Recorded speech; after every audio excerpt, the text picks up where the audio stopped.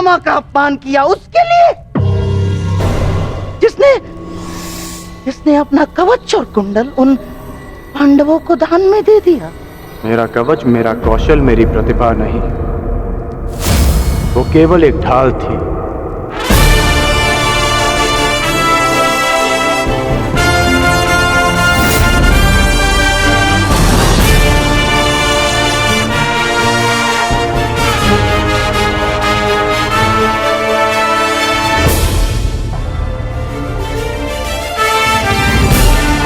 वो दुर्योधन की ढाल मैं हूं, मेरी मित्रता है। और ये मित्रता मेरे लिए मेरे प्राणों से भी अधिक महत्वपूर्ण है। मैंने सदैव अपने मित्र के प्रति अपनी निष्ठा सिद्ध की है और आज भी मैं ऐसा ही करूंगा।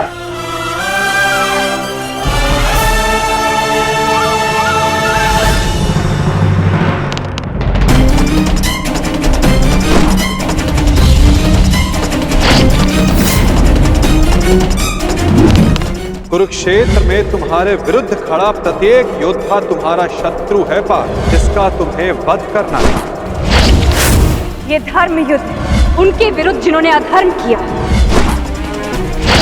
अन्यथा आज तुम भीष्म से भयभीत, भूल गए लक्षाग्रह, कल तुम कर्ण से हो, भूल गए वो द्यूत सभा, परसों तुम ये कहोगे कि मैं आचार्य द्रोण का सामना कैसे करूं, भूल गए मेरा चीरहरण करने का प्रयास। यदि ऐसा ही रहा तो कैसे पूर्ण करोगे अपने साथ हुए अन्याय का प्रतिकार, कैसे लोगे पांचाली के अपमान का प्रतिशोध। कुरुक्षेत्र में उनके विरुद्ध जिन्होंने अधर्म किया वो कौन? अधर्म के साथ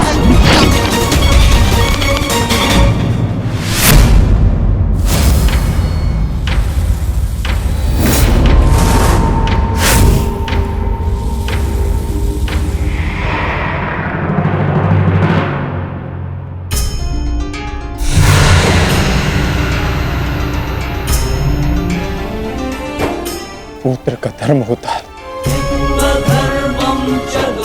बढ़ती आयु में अपने पितामह को संभालना। मैं युद्ध क्षेत्र में मैं कैसे गिरा सकता हूं? जिन्होंने मुझे धनुष उठाना सिखाया, जिनके कारण आज मैं सर्वश्रेष्ठ धनुर्धर हूं, उन गुरु द्रोण पर बाण संधान कैसे कर सकता हूं मैं? जीवन में पहली बार आज मेरे हाथ कांप रहे हैं, अर्थात ये सब ठीक नहीं, ये सब ठीक नहीं।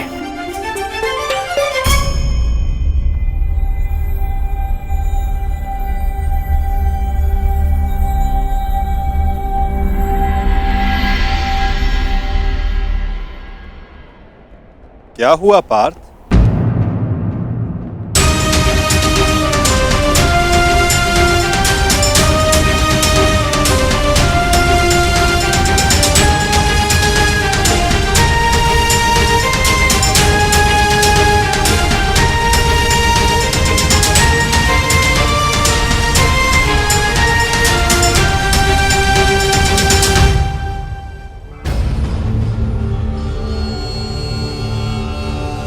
जो अपने दृढ़ संकल्प और अचूक लक्ष्य भेदन के लिए जाना जाता है, जो केवल शब्द सुनकर उसका लक्ष्य भेद कर सकता है, आज वही अर्जुन विचलित है या उसके बाण विचलित है?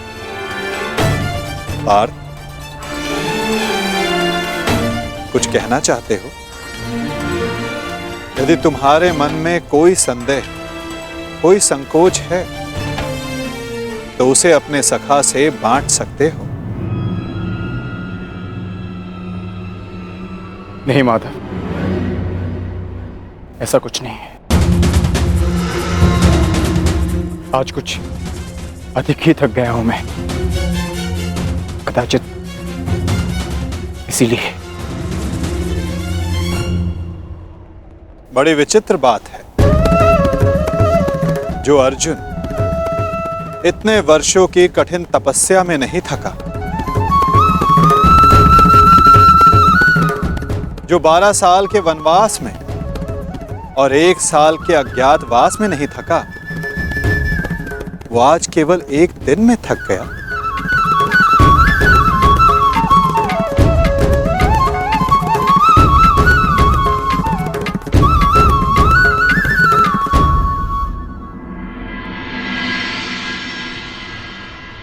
कोई बात नहीं पार्थ, असाधारण मनुष्य के जीवन में विचित्र कथाएं होती ही रहती हैं।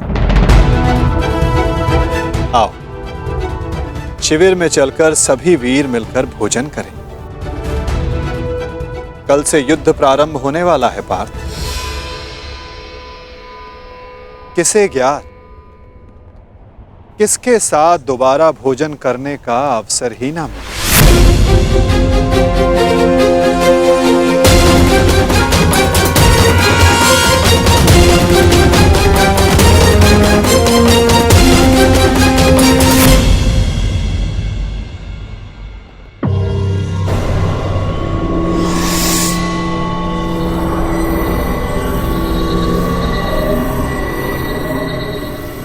हम सबको यहाँ पे क्यों बुलाया गया है मामाश्री?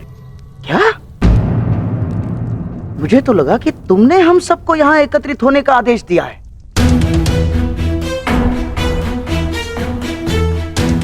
कल आरंभ हो रहे युद्ध के निर्देश देने के लिए। मैंने आप सबको यहाँ बुलाया है।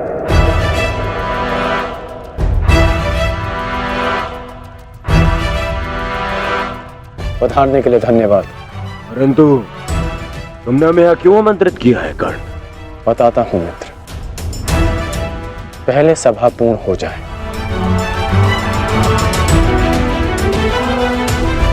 अभी एक योद्धा का आना शेष है।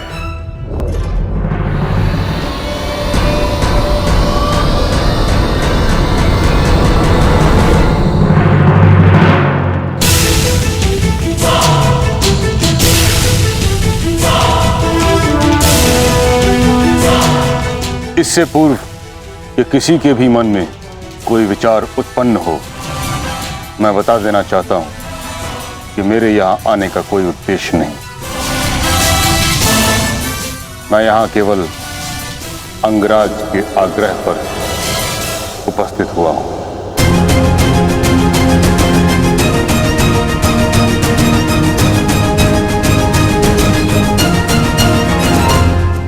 कर्ण, मैं जानना चाहता हूं इस सभा को बुलाने का उद्देश्य क्या है मित्र?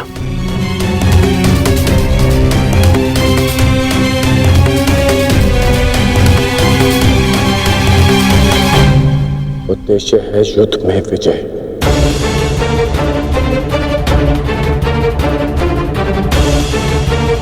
तुम अपने मित्र मोह में आकर बहुत बड़ा अनर्थ करने जा रहे थे, और एक सच्चा मित्र होने के नाते मैं तुम्हें ये अनर्थ नहीं करने दूंगा।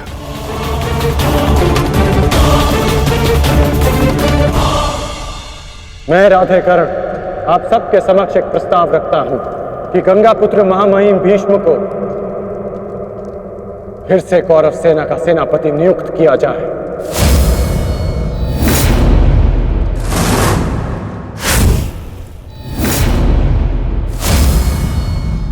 और ये घोषणा करता हूं कि जब तक महामहिम भीष्म इस युद्ध भूमि में सेना का नेतृत्व करेंगे, ये राधेकर्ण युद्ध भूमि में नहीं आएगा।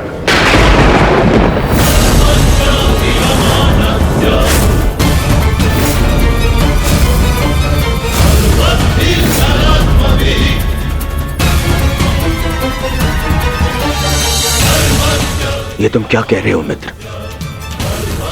मुझे इस युद्ध में तुम्हारी अपने मित्र की ही सबसे अधिक आवश्यकता है। महामहिम से भी अधिक? नहीं मित्र, तुम भूल कर रहे हो। कवच खोया योद्धा हूं और महामहिम हस्तिनापुर के कवच हैं। तुम्हें मुझसे अधिक आवश्यकता उनकी है।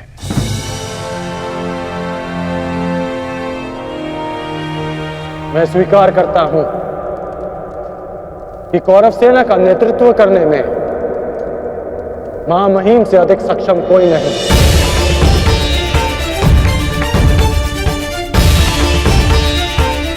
मैं भी नहीं।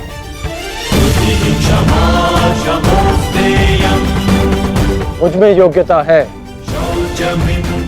परंतु महामहिम अपने विवेक, धर्म और शौर्य के लिए जाने जाते हैं और इनके विवेक का मैं भी सम्मान करता हूं।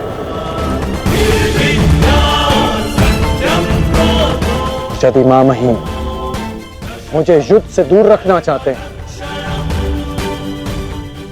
तो अवश्य इसके पीछे कोई महत्वपूर्ण कारण होगा जिसमें सबका हित होगा।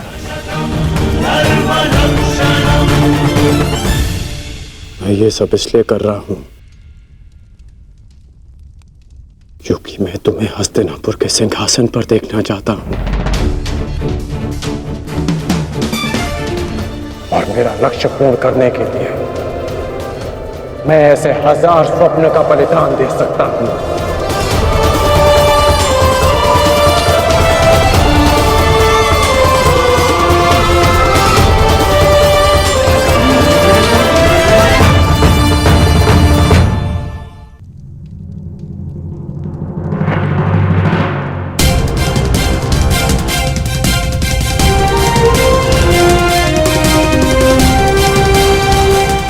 आपके बिना कौरवों की विजय संभव नहीं। अपना पद स्वीकार करें।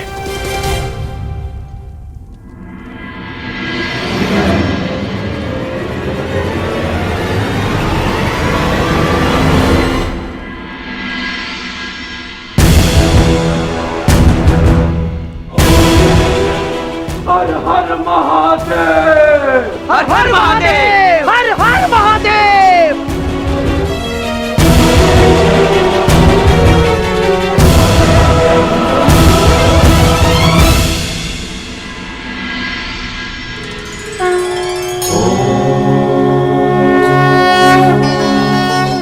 आओ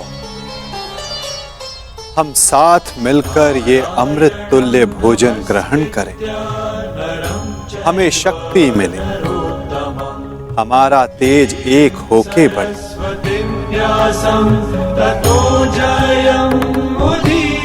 हमारा ज्ञान बढ़े, हमारे मध्य कोई विष न फैले। फैले तो केवल हमारा यश।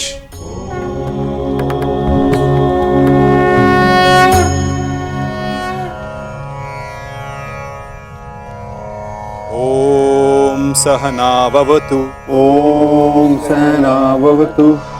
सहनो भुनक्तु।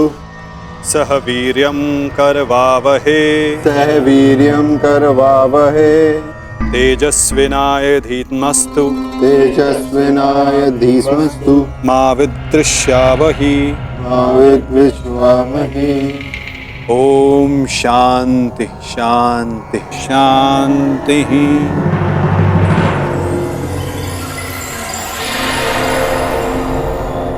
आओ भोजन प्रारंभ करें।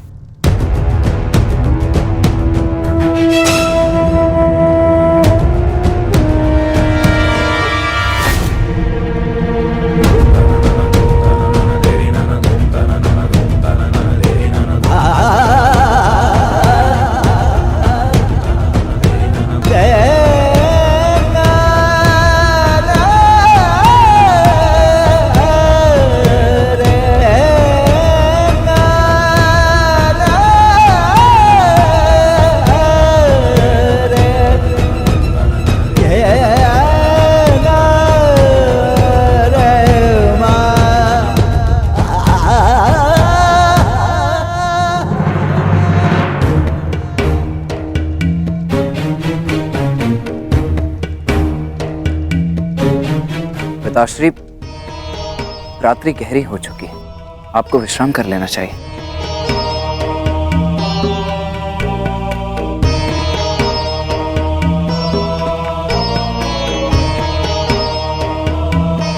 विश्राम की आवश्यकता तो तुम्हें है पुत्र। कल इस महायुद्ध में तुम्हें अपना कौशल दिखाने के लिए प्रस्तुत जो होना है। कल मेरे लिए बहुत बड़ा दिन है कि मेरा पुत्र इतिहास के सबसे बड़े महायुद्ध में पदार्पण करेगा।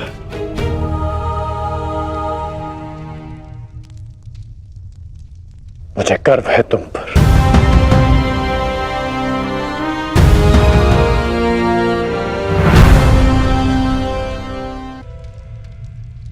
पूर्ण बल से की जाए तो वो अवश्य पूर्ण होती है पार्थ, और यदि प्रार्थना में समर्पण तो वो स्वीकार होती है।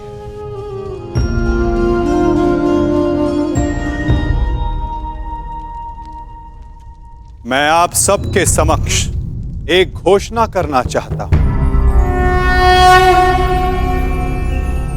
मैंने प्रण लिया है कि इस युद्ध में शस्त्र नहीं उठाऊंगा, परंतु बिना शस्त्र उठाए भी मैं इस युद्ध में सहायक रहूंगा। मैं वासुदेव कृष्ण ये घोषणा करता हूं कि इस महायुद्ध में मैं उस योद्धा का मार्गदर्शन करूंगा जिसे इस युद्ध की दिशा निर्धारित करनी है। ये युद्ध एक यात्रा है और इस युद्ध की यात्रा में मैं अर्जुन का सहयात्री बनूंगा। मेरे हाथ इस युद्ध में अस्त्र भले ही न थामे, परंतु अर्जुन के रथ के अश्वों की रास से अवश्य थामेंगे। मैं इस महायुद्ध महारथी अर्जुन के सारथी की भूमिका निभाऊंगा।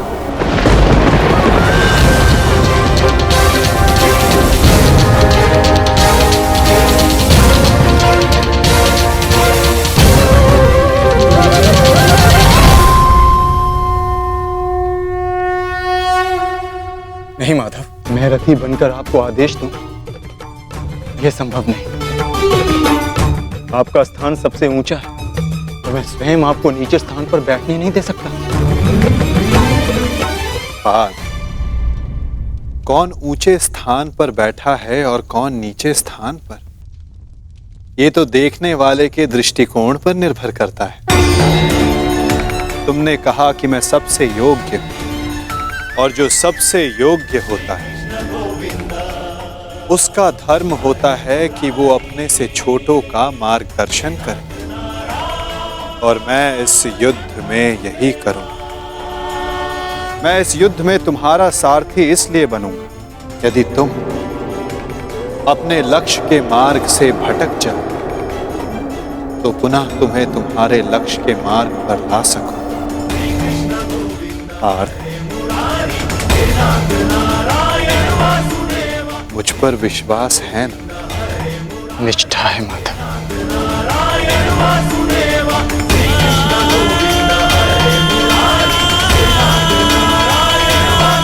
आज मैं धन्य हो गया जिसके सारथी आप हो।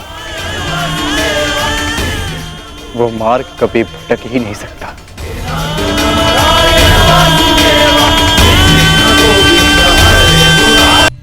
पिताश्री, मैं जाने से पूर्व आपको एक वचन देना चाहता हूं। वचन कि आपका गर्व बढ़ेगा और सर नीचा होगा उन लोगों का जिन्होंने आपको इस युद्ध में प्रवेश करने से रोका। मैं आपकी तुलना करने में भले ही समर्थ नहीं, परंतु शत्रु मेरी तुलना आपसे अवश्य करेंगे पिताश्री। वचन देता हूं पिताश्री की वृषसेन के धनुष से निकले हर एक बाण पर अंगराज कर्ण के कौशल का चिन्ह होगा।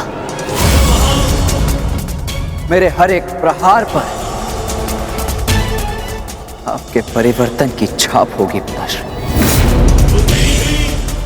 आपका कवच भले ही शत्रुओं ने आपसे छीन लिया हो पिताश्री, परंतु मैं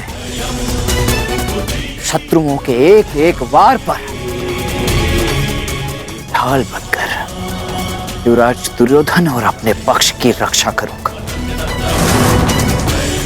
कि आपका प्रत्येक स्वप्न मैं पूर्ण करूंगा। या पूर्ण करने के प्रयास में वीर गति को प्राप्त हो जाऊंगा।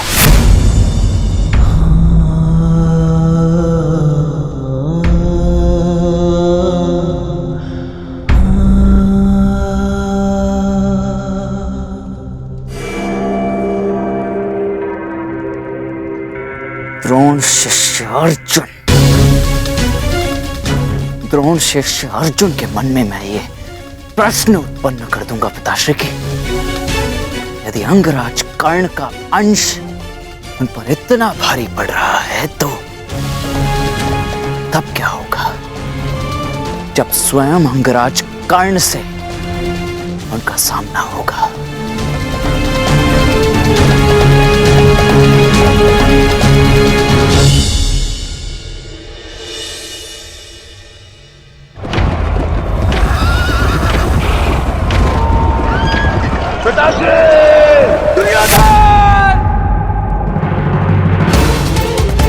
महाराज, महाराज, क्या हुआ महाराज?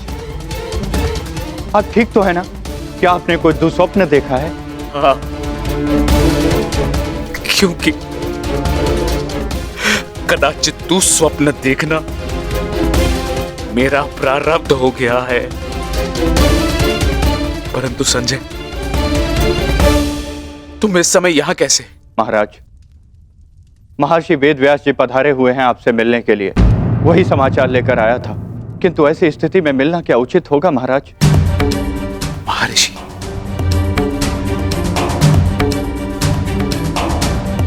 अवश्य ही कुछ उचित सोचा होगा, तभी पधारे हैं।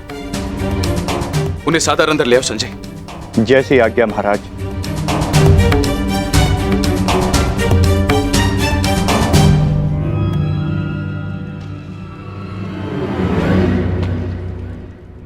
प्रणिपात महाराज। आप महर्षि हैं, मेरे नियोगी पिता भी। इस प्रकार प्रणिपात करके और मुझे महाराज कहकर मुझे लज्जित ना करिए। आइए, आपका स्वागत है। आइए, आइए। मैं यहां अपने नियोगी पुत्र से मिलने नहीं, अपितु हस्तिनापुर नरेश को चेताने आया हूं। ये बताने आया हूं कि यह समय सोने का नहीं, अपितु जागने का है। इस महायुद्ध को रोकने का है। यह इस महायुद्ध से पूर्व की अंतिम रात्रि है। इस महायुद्ध को रोकने का प्रयत्न कीजिए महाराज। यदि एक बार यह युद्ध आरंभ हो गया तो इस अनर्थ को रोकना असंभव हो जाएगा। सहस्त्रों निर्दोष अपने प्राण गंवा बैठेंगे, अनेकों परिवार सदैव के लिए नष्ट हो जाएंगे। ये महाविनाश रोकना केवल आपके हाथों में। जो पिता अपने पुत्र पर जीवन भर नियंत्रण ना रख सका, वो इस विभीषिका को रोकने का बीड़ा कैसे उठा सकता है? यह युद्ध निश्चित है महर्षि। इस युद्ध को रोक पाना हम मेरे बस की बात नहीं। मुझे क्षमा कर दीजिए। मैं तो कदाचित आपको क्षमा कर दूं, किंतु इतिहास आपको कभी क्षमा नहीं करेगा। हस्तिनापुर में शांति दूत बनकर आए वासुदेव के साथ दुर्व्यवहार का परिणाम है ये। पुत्रहट को दोष मत दीजिए। इस महाविनाश के लिए पुत्रहट नहीं, आपका पुत्रमोह उत्तरदायी है। तो आप क्या मुझे उल्हाना देने आए हैं महर्षि, या फिर श्राप? नहीं, वरदान देने आया हूं। मैं आपको दिव्य दृष्टि देने आया हूं। जिस विनाश की नींव आपने स्वयं रखी है, आप उसको देख सकें। नहीं, ऐसा मत कीजिए महर्षि। ये वरदान नहीं है, ये श्राप है। अरे जिस पिता ने अपने पुत्रों को घुटनों के बल चलते नहीं देखा, अरे वो पिता अपने पुत्रों को घुटनों के बल अपने प्राणों की भीख मांगते कैसे देख सकता है? जिस पिता ने अपने पुत्रों के मस्तक पर तिलक लगते नहीं देखा, वो अपने उन पुत्रों के सर कटे कैसे देख सकता है? जिस पिता ने अपनी वधुओं को सुहागन नहीं देखा, वो पिता अपनी वधुओं को विधवा कैसे देख सकता है? किस प्रकार? ये अत्याचार मत कीजिए महर्षि, मत कीजिए। मुझे कोई दृष्टि नहीं चाहिए, मुझे कोई दृष्टि नहीं चाहिए। मेरी आपसे विनती है महर्षि कि मेरे स्थान पर आप ये दिव्य दृष्टि संजय को दे दें, ताकि संजय मुझे इस युद्ध के समाचार के साथ साथ मेरे पुत्र का समाचार भी मुझे देते रहे। आपकी इच्छा अनुसार मैं ये दिव्य दृष्टि संजय को प्रदान करता हूं।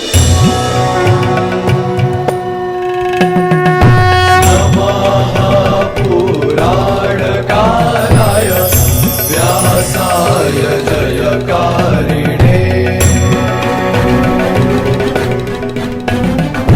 भरताख्येन दीप्तेन विश्वं येन प्रकाशितम्।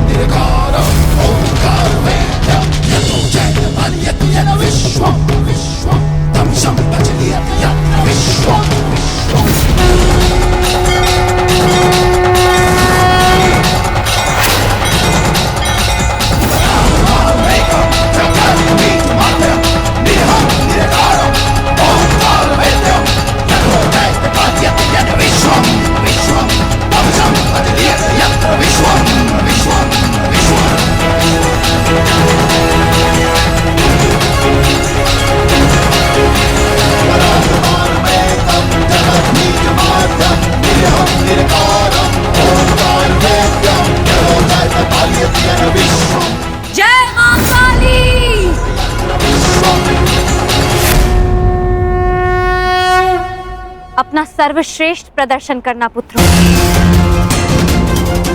अपने पिताओं की प्रतिज्ञा को स्मरण रखना और अपनी माता के अपमान को मत भूलना।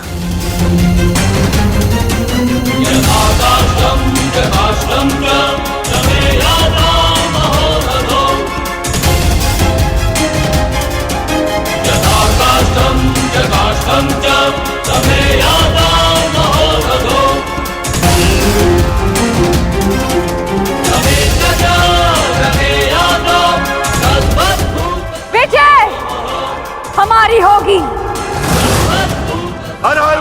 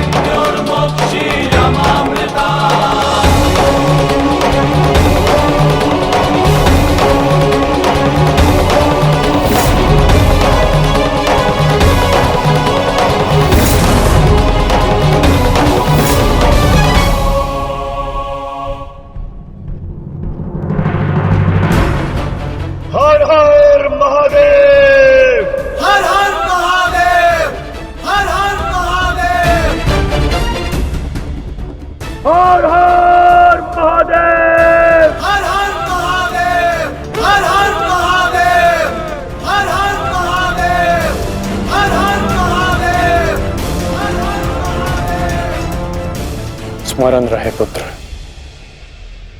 अब इस युद्ध भूमि में तुम्हारे विरोध में जो भी हो उससे तुम्हारा कोई संबंध नहीं।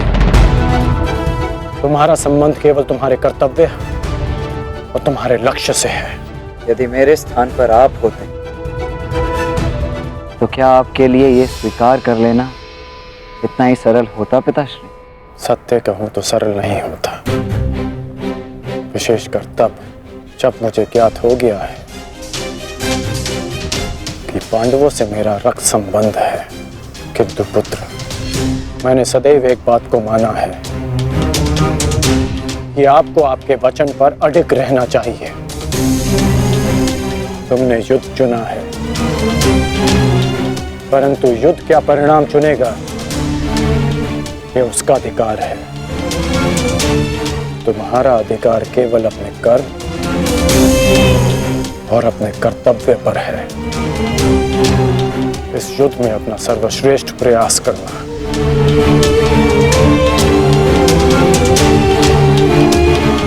कल्याण हो तुम्हारा।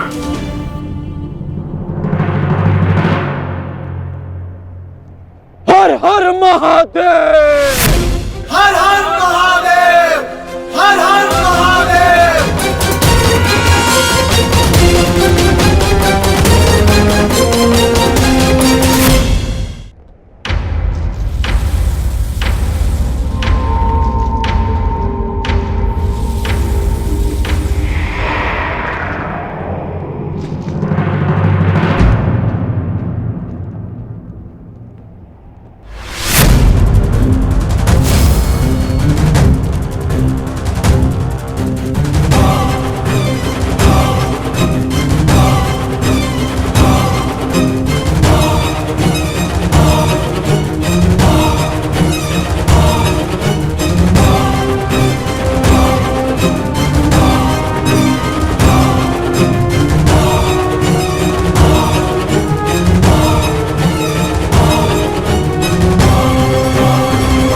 मुझे तुम्हारी प्रतीक्षा रहेगी मित्र,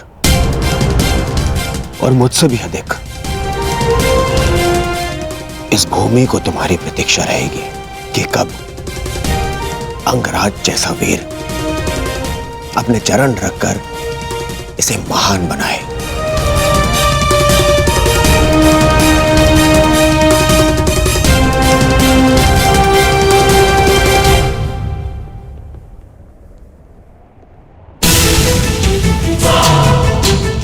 सुरक्षित रहना।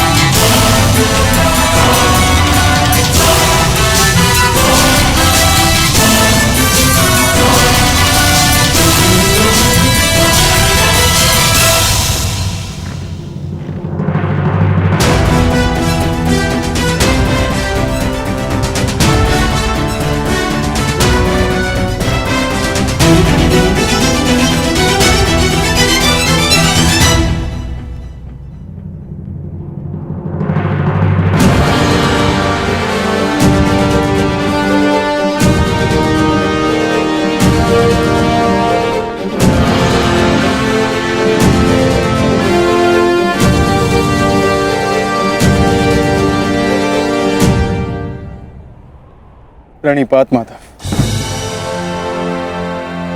कल्याण वस्तु। आओ पार्थ, रथ पर आरूढ़ हो जाओ।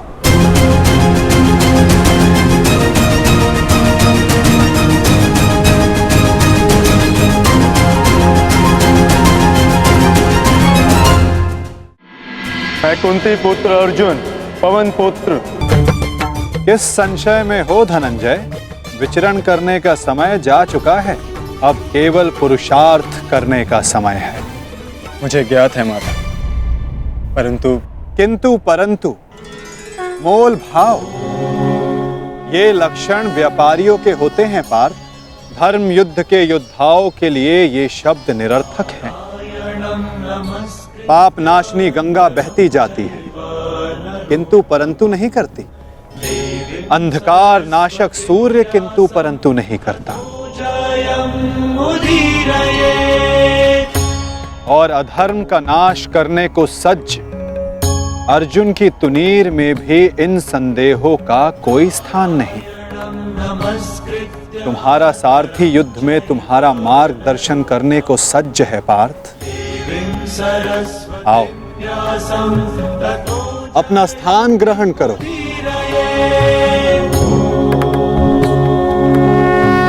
कुरुक्षेत्र की युद्ध भूमि तुम्हें पुकार रही है पार्थ। मुझ पर विश्वास रखो। आपसे अधिक विश्वास तो मुझे स्वयं पर भी नहीं है माधव। और मेरे लिए महत्वपूर्ण ये है कि तुम स्वयं पर विश्वास रखो।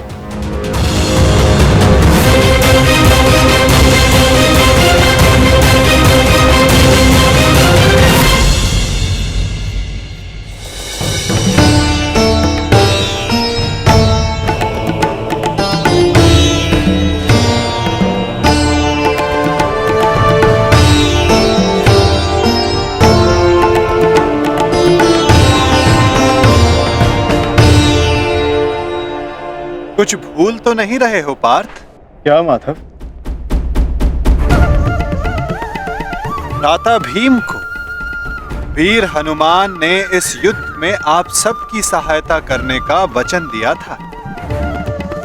उनका साथ आप सबको साहस, शक्ति और निडरता देगा। बजरंग बली का आवाहन करो पार्थ।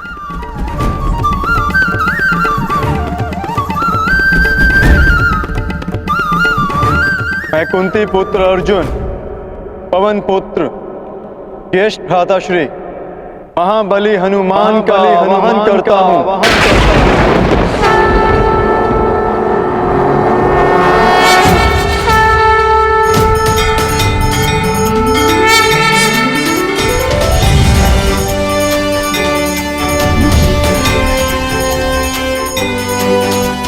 हे महाबली हनुमान, मेरे रथ के ध्वज पर विराजमान हुई। अंजनी गर्भ संभूता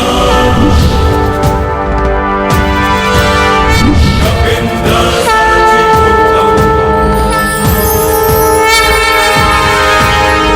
अंजनी गर्भ संभूता कपिंद्र सचिवोतम राम प्रिय नमस्तुभ्यं। बजरंग बली पधार गए।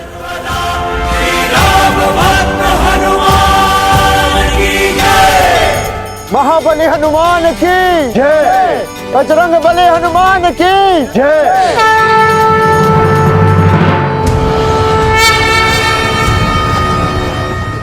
युद्ध का पहला दिन।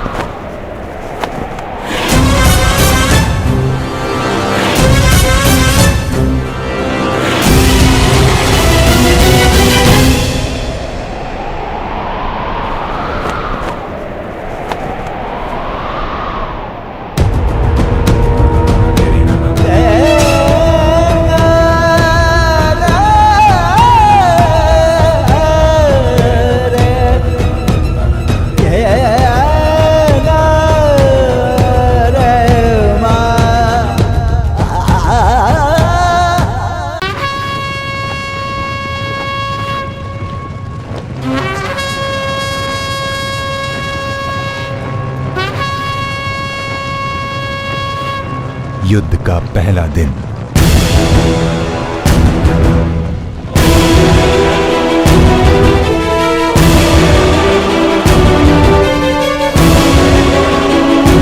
युद्ध प्रारंभ करने की आज्ञा है धर्मराज।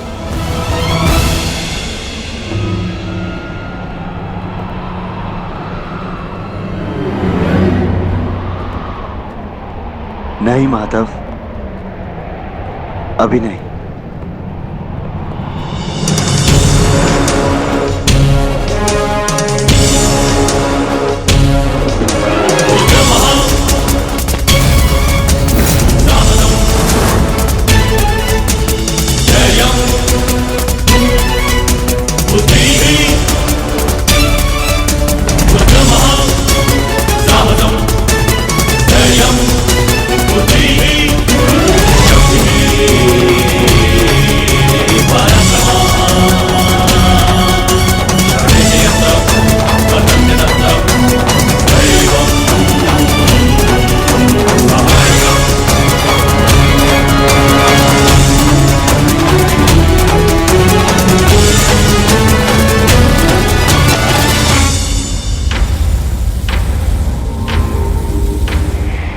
ज्येष्ठ, ये युधिष्ठिर हमारे समक्ष क्यों खड़ा है? अरे भयभीत है वो।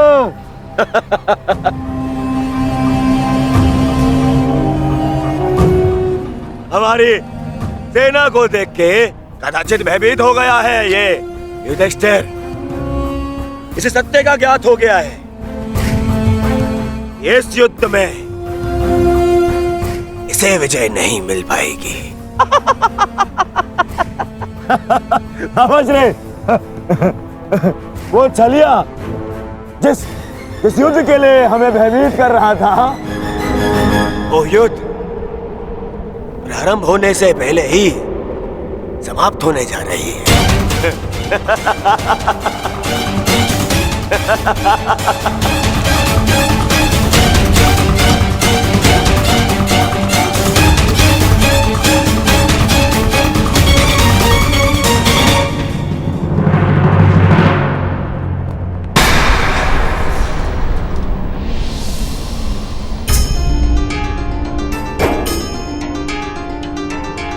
प्रणिपात पितामह।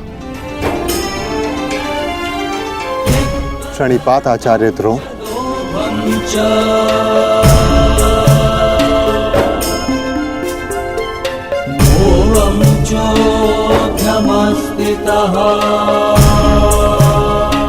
और उन सबको भी प्रणिपात जो आयु में, ज्ञान में, अनुभव में मुझसे बड़े। और मैं उन सबका अभिनंदन करता हूं जो एक योद्धा होने का कर्तव्य निभाने के लिए इस कुरुक्षेत्र में पधारे हैं। मैंने सदैव अपने बड़ों से सीखा है कि कोई भी कार्य आरंभ करने से पूर्व बड़ों का आशीर्वाद अनिवार्य है। और मैं अपने सभी भ्राताओं की ओर से पितामह आचार्य द्रोण के साथ सभी बड़ों से आशीर्वाद देने की प्रार्थना करता हूं।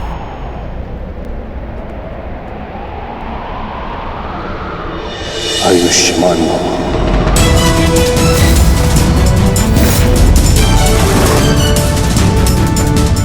तुम्हें अपने पराक्रम का फल प्राप्त हो युधिष्ठिर।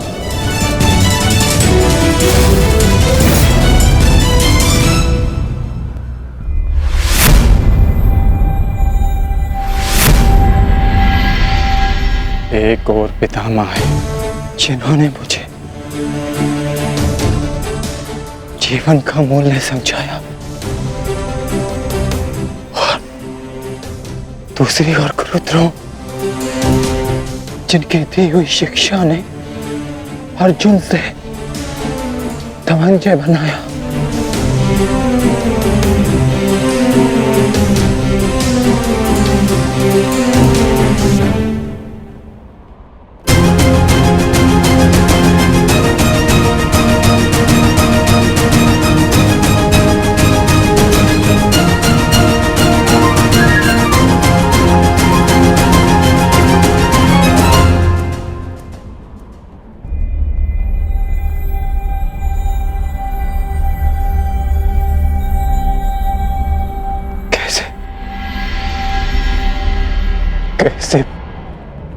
कैसे प्रहार कर पाऊंगा मैं इन पर?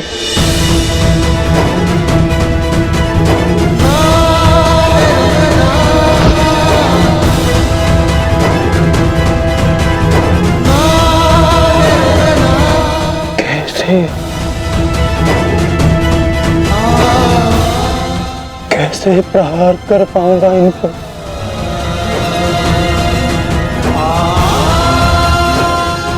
कैसे?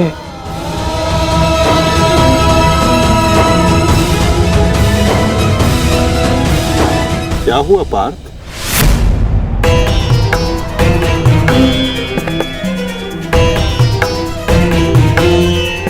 मेरी आपसे विनती है माधव, मेरे रथ को दोनों सेनाओं के मध्य में ले चलिए। संजय। जी महाराज। संजय, अपनी दिव्य दृष्टि से देखकर बताओ कि कुरुक्षेत्र के युद्ध में तत्पर मेरे पुत्रों और पांडवों की सेना के मध्य क्या क्या हो रहा है। जो आज्ञा महाराज।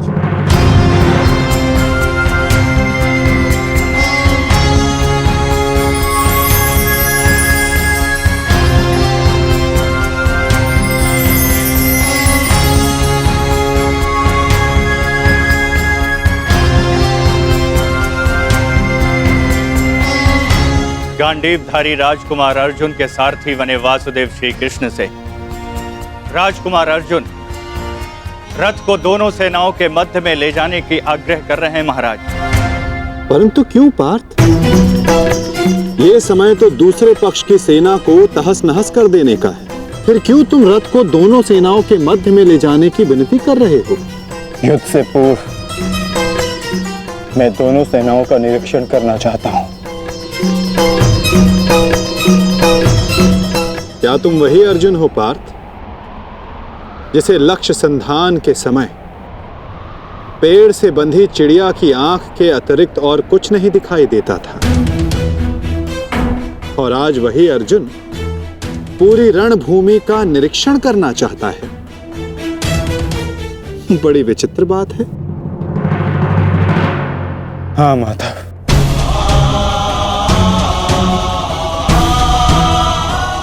वो चिड़िया काष्ठ की बनी थी,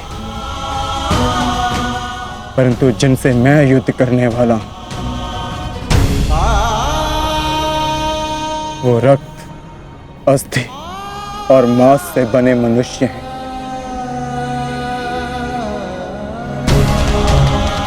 जिनमें प्राण है, और सबसे बड़ी बात, उनमें मेरे संबंध बसे हैं। युद्ध आरंभ होने से पूर्व मैं ये देख लेना चाहता हूं कि किसके वध से धर्म की स्थापना होगी और किसकी मृत्यु से मन में अधर्म का अनुभव होगा। और इस युद्ध के पश्चात मैं क्या पाने वाला हूं और क्या खोने वाला हूं।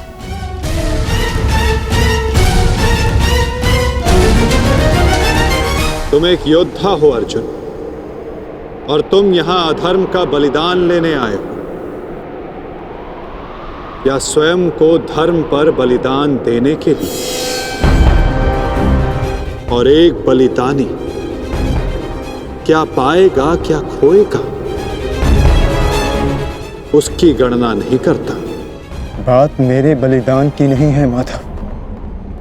इस युद्ध में सहस्त्रों के प्राण दांव पर लगे हैं, और मैं ये निश्चित करना चाहता हूं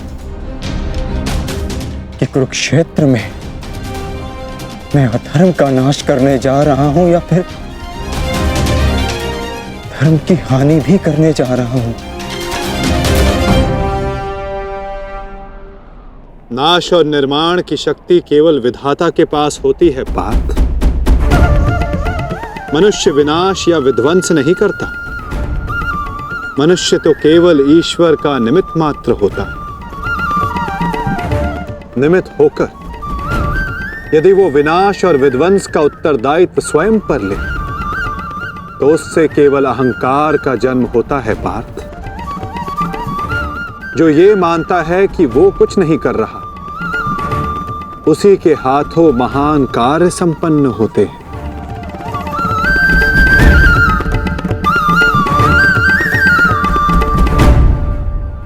परंतु मैं तुम्हारी कामना अवश्य पूर्ण करूंगा पार्थ,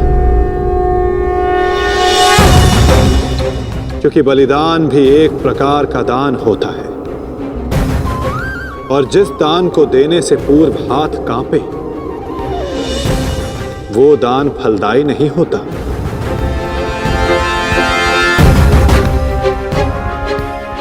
आओ पार्थ, मैं तुम्हें युद्ध भूमि के मध्य ले चलता हूं।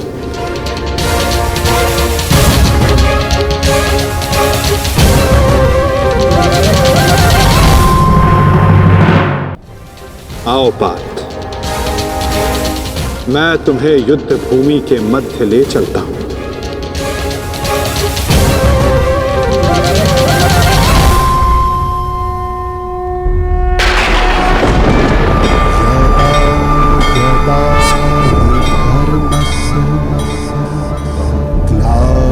ग्लानिर्भवति भारत।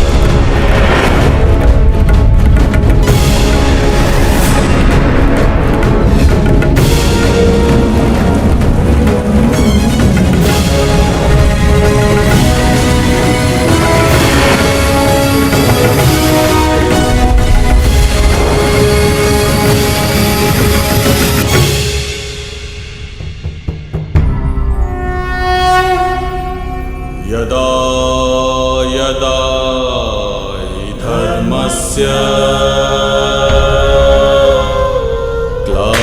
ग्लानिर्भवति भारत अभ्युत्थानं धर्मस्य तदात्मानं सृजाम्यहम्। जिस प्रकार तुम कर्तव्य और कर्म के मध्य खड़े हो, उसी प्रकार तुम अब दोनों सेनाओं के मध्य खड़े हो पार्थ।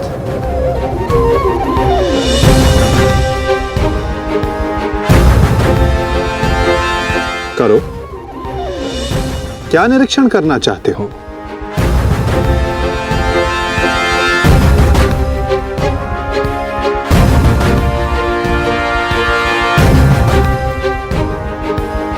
क्या हुआ पार्थ? ऐसा कौन सा भाव है जो तुम्हारे मन को विचलित कर रहा है? ऐसा कौन सा प्रश्न है जिसका उत्तर तुम्हें नहीं मिल रहा? यदि पूछोगे नहीं तो उसका समाधान कैसे पाओगे पार्थ? मैं जानता हूं तुम यही सोच रहे हो ना कि क्या यह युद्ध अनिवार्य है? क्या इतने योद्धाओं का वध, इतने जनों की हानि अनिवार्य है? क्या ये सब कल्याण के लिए है भी या नहीं? है ना पार्थ? यही विचार मेरे मन को विचलित किए जा रहे हैं माधव। क्या वास्तविकता में यह युद्ध अनिवार्य है? क्या राज्य, धारा, संपत्ति, ये सब पाने के लिए अपनों का वध करना धर्म है? क्या एक योद्धा का यही कर्तव्य है? बताइए, उत्तर दीजिए माधव।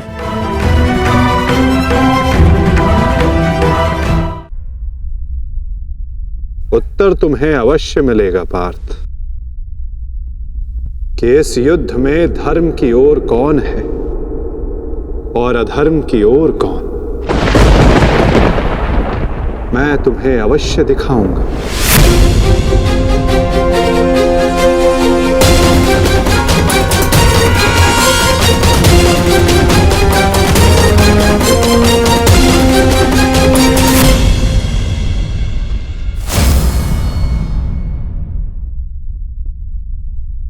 ये है वो हस्तिनापुर युवराज दुर्योधन,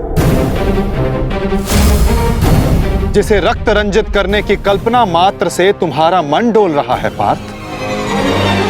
ये वही युवराज दुर्योधन है जिसकी कुदृष्टि सदा तुम्हारे परिवार पर डोलती आई है पार्थ। स्मरण है पार्थ? ये वही है जिसने पांचाली को भरी सभा में वैश्या सिद्ध करके अपनी जंघा पर बैठने का निमंत्रण दिया था। ओ दासी द्रौपदी, आकर मेरी जंघा में बैठो। कैसे पवित्र याज्ञसेनी को भरी सभा में इसने मलिन करने का प्रयास किया था। वस्त्र हरण करो इस दासी द्रौपदी का। और ये तुम्हारे मातुल्य गांधार राज शकुनी, इन्होंने जब शकुन मनाया केवल तुम्हारे परिवार के अनिष्ट का शकुन मनाया पार्थ। तुम इन्हें मातुल्य कहते हो। मातुल्य का अर्थ है जिसे मां के तुल्य समझा जाए। और तुम्हारे इन्हीं मामा ने तुम्हारी माता को वारणा व्रत के लाक्षागृह की अग्नि में भस्म करने का प्रयास किया पार्थ।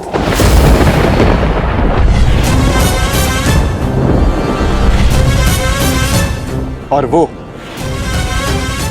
जो ऊंची दृष्टि करके खड़ा मध्यांध दुशासन, स्मरण करो पार्थ,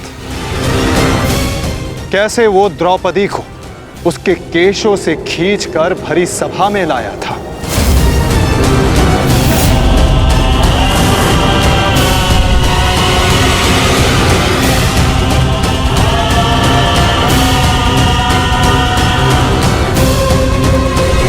कैसे याज्ञसेनी को भरी सभा में निर्वस्त्र करने का प्रयास किया था इसने।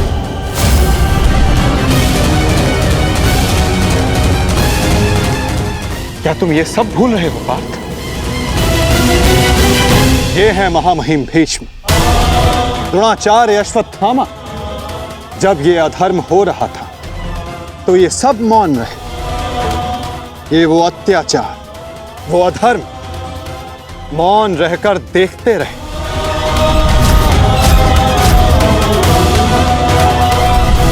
स्मरण करो वो वनवास, वो अज्ञातवास जिसने तुम्हें तुम्हारा पौरुष त्याग कर बेहनल्ला बनने को विवश किया।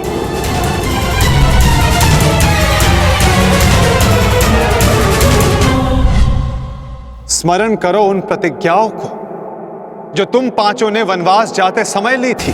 13 वर्ष पश्चात हम फिर लौटेंगे और इस बार आज्ञा नहीं,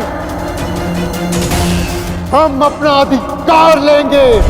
मैं प्रतिज्ञा लेता हूं कि पांचाली के अपमान पर अट्टहास करने वाले इन 100 कौरवों को मैं अपने इन हाथों से यमलोक भेज दूंगा। ये मत समझना कि वन में हम विश्राम करेंगे दुर्योधन। हर पल प्रतिशोध की अग्नि में जलेंगे और जब लौटेंगे तो इतने बाण बरसेंगे, अंधकार छा जाएगा हस्तिनापुर के भविष्य पर। महायुद्ध होगा। जिस प्रतिशोध के लिए तुम सब ने 13 वर्ष तपस्या की, आज उस प्रतिशोध की अग्नि क्षीण हो गई है। जिन अस्त्रों को तुमने इस युद्ध के लिए सहेजा, क्या उन अस्त्रों को संधान करने का संकल्प तुम्हारा हृदय त्याग चुका है पार्थ? क्या अब तुम्हें यह युद्ध अनिवार्य प्रतीत नहीं होता पार्थ?